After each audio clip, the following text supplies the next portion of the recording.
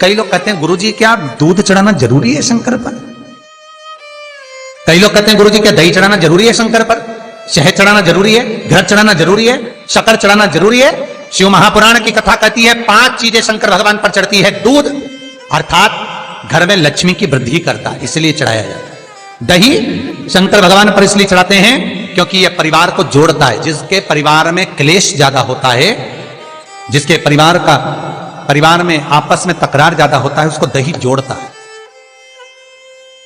शहद घर में चिड़चिड़ प्रवृत्ति को समाप्त करता है। घी रोग को समाप्त करता है। शक्कर मिष्ठान घर में यदि लक्ष्मी आकर जा रही हो तो मिष्ठान समर्पित किया जाता है। इसलिए पंचामृत स्नान का भाव शिव महापुराण कहते हैं।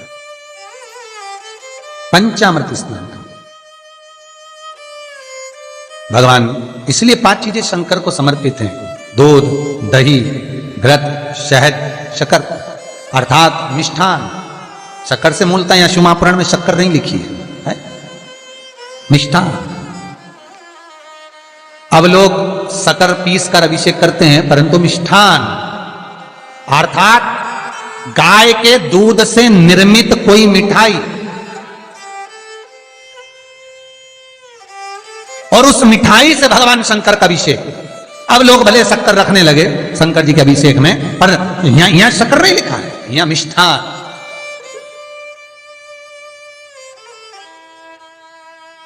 हमारे यहां सहज भाषा में कहते थे उसको खांड अर्थात मीठा।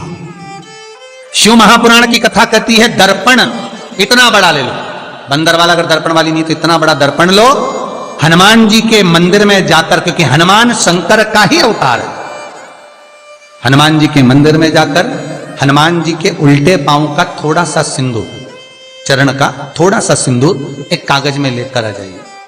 और हनुमान जी के छोटे भाई, हनुमान जी 6 भाई हैं, उसमें गतिमान, हनुमान जी के छोटे भाई गतिमान का नाम लो और गतिमान का नाम लेकर उस दर्पण पर सिंदूर से त्रिशूल बना दो। सिंदूर से त्रिशूल बनाकर उस दर्पण को घर के बाहर, दर्पण का मुख बाहर की ओर, ऐसे बाहर की ओर मुख कर कर दर्पण को घर के बाहर या दरवाजे पर, बिल्डिंग पर, ऊपर जाली में, फ्रंट में कहीं पर भी उसको लगा दीजिए। महाराज केवल शंकर का स्मरण कर कर, गतिमान का नाम लेकर, हनुमान के उल्टे पांव का सिंदूर का त्रिशूल बनाकर जो दर्पण को लगा देता है, आपको 1 महीने के अंदर अंतर मालूम पड़ जाएगा कि पिछले जो महीने निकले हैं उस महीने का अंदाजा लगाना कि घर में लोग कितने बीमार पड़ते थे और इस दर्पण को लगाने के बाद बीमारी कम हुई कि नहीं हो कम तो ठंडा कर देना, क्या जा रहा है, पर करके जरूर देखना। विश्वास रखकर करोगे, भगवान शिव का अनुमोदन कर कर, भगवान शंकर पर विश्वास रखकर करोगे तो बीमारी घेर नहीं सकती। अकाल मृत्यु हो मरे जो काम करे चंडाल का, काल उसका क्या बिगाड़े जो भक्त हो महाकाल का। शंकर की आराधना करने वाला, शिव का स्मरण करने वाला, शिव को निवेदन करने वाला, शिव अर्चना में डूबने वाला, शिव का अनुमोदन करने वाला कभी दुखी नहीं हो सकता। तो शिव महापुराण की कथा कहती है शंकर को जितना जल प्रिय नहीं, शंकर को जितना बेल प्रिय नहीं, शंकर को जितना शमी प्रिय नहीं, शंकर को जितना दूध दही प्रिय नहीं, शंकर को अगर कुछ प्रिय है तो सत्य प्रिय है। सत्यम शिवम सुंदर। इसीलिए हमारे यहां शास्त्र कहता है ब्रह्मा जी केतकी के फूल को लेकर आए, उसने झूठ बोला। ब्रह्मा जी गाय को लेकर आए, शंकर भगवान के सम्मुख में झूठ बोला। ब्रह्मा स्वयं झूठ बोले तो सिर कटा।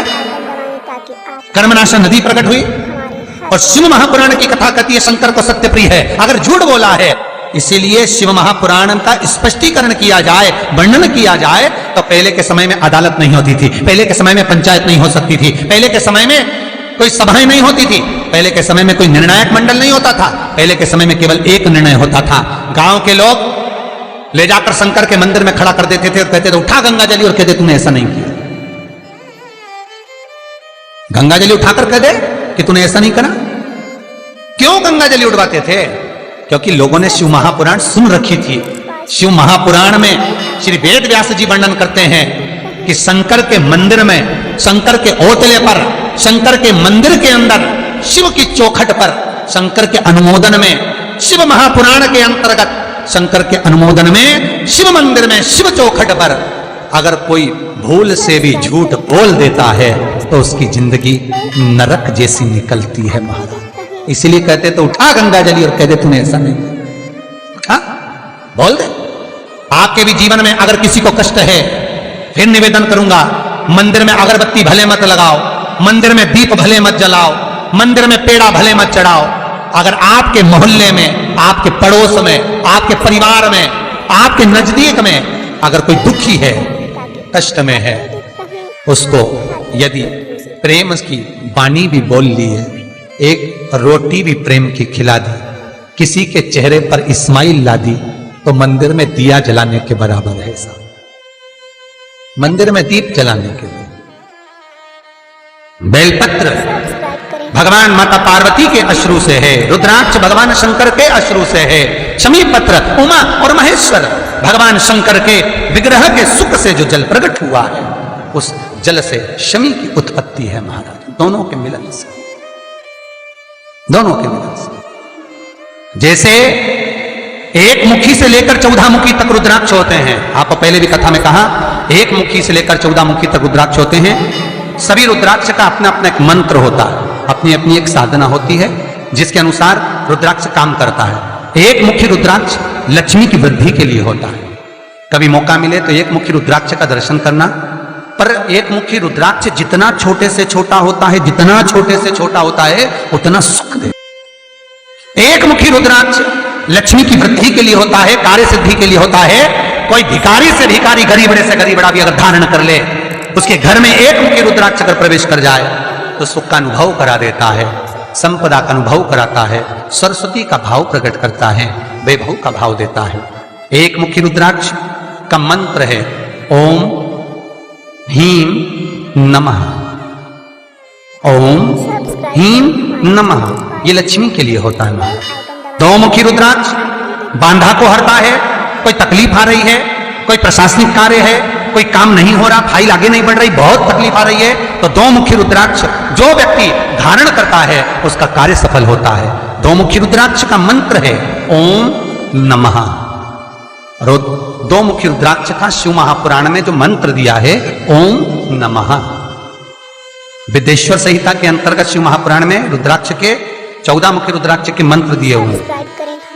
आप शिव महापुराण नहीं पढ़ सकते तो मंत्र लिख लें। दो मुखी रुद्राक्ष का मंत्र है ओम नमः। तीन मुखी रुद्राक्ष विद्या प्राप्ति के लिए होता है। कैसा भी अनपढ़ से अनपढ़ व्यक्ति हो, जिसको विद्या में रुचि ना हो, पढ़ ही नहीं पा रहा हो, चित्त वृत्ति ही ना लग रही हो, मन ही ना लग रहा हो, परसेंट कम से कम होते जा रहे हो, तीन मुखी रुद्राक्ष उस बच्चे के गले में लाल धागे में डाल दीजिए। नहीं डाल सकते तो बच्चे के कमरे में जहां वो पढ़ता है, विद्याध्ययन करता है, उसके कमरे में लगा दीजिए। तीन मुखी रुद्राक्ष का मंत्र है ओम क्लीं नमः, ओम क्लीं नमः। ये तीन मुखी रुद्राक्ष का मंत्र है। इन मंत्र को कैसे सिद्ध करना है वो आपको 14 मुखी के रुद्राक्ष के पूर्ण होने पर वर्णन करते हैं। तीन मुखी रुद्राक्ष का वर्णन है ओम क्लीं नमः। चार मुखी रुद्राक्ष खोई हुई वस्तु को प्रदान कर देता है महाराज। यदि कोई वस्तु आपकी खो गई है, कोई सामान आपका रखा गया नहीं मिल रहा, चार मुखी रुद्राक्ष को एक चावल की कटोरी में, अक्षत की कटोरी में घर के केंद्र बिंदु में रख दीजिए महाराज। चार मुखी रुद्राक्ष 2 रात्रि तक रखा रहेगा। तीसरी रात्रि को खोई हुई वस्तु आपके घर में कहीं पर भी प्राप्त हो जाएगी, पर होगी, मालूम पड़ जाएगा कि वस्तु यहां है। चार मुखी रुद्राक्ष का मंत्र है ओम ह्रीं नमः, ओम ह्रीं नमः। फिर वर्णन आया 5 मुखी रुद्राक्ष। ये कार्य में सिद्धि देता है। व्यापार नहीं चल रहा हो, कोई नई दुकान खोली हो, नई फैक्ट्री खोली हो, नया कोई कार्य करने जा रहे हो, नहीं हो रहा है, पैसा लग रहा है पर आवक नहीं हो रही है, तो 5 मुखी रुद्राक्ष फल प्रदान करता है। इसका मंत्र है ओम ह्रीं नमः, ओम ह्रीं नमः। 6 मुखी रुद्राक्ष अटके हुए काम को सफल बनाता है। जिसका विवाह नहीं हो रहा हो, शादी नहीं हो रही हो, रिश्ते बहुत आ रहे हो, संबंध नहीं हो रहा हो, तो 6 मुखी रुद्राक्ष स्त्री हो चाहे पुरुष हो, उसके गले में लाल धागे में डाल दिया जाए। 6 मुखी रुद्राक्ष का मंत्र है ओम ह्रीं हूं नमः, ओम ह्रीं हूं नमः। ये 6 मुखी रुद्राक्ष का मंत्र।